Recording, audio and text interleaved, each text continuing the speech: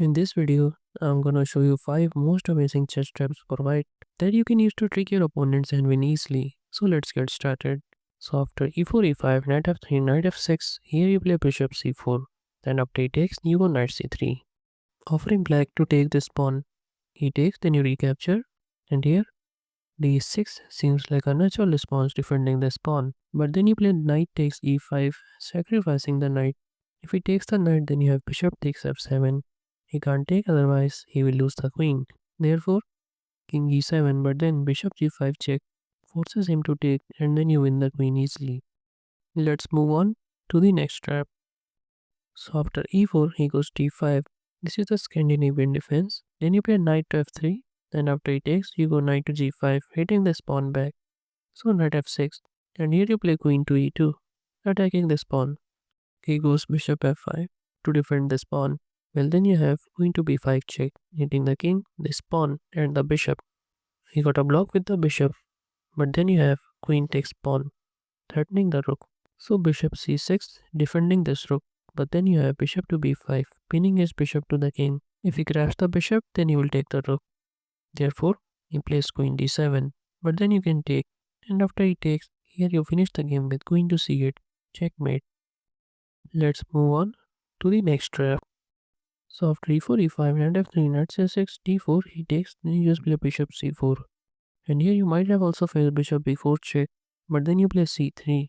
Then after he takes, you recapture with the pawn. Bishop e7 seems like a natural response, saving the bishop. But then you have queen to d5, threatening mate in 1. So knight h6, defending the mate. But then you have bishop takes h6, again you are threatening mate in 1. So he castle here, but then you save the bishop and you are up a piece and winning. Let's move on to the next trap.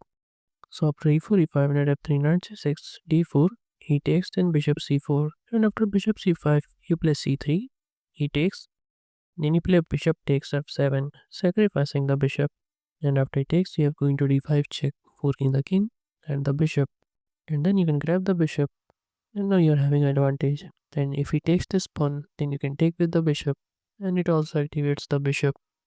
Let's move on to the next trap.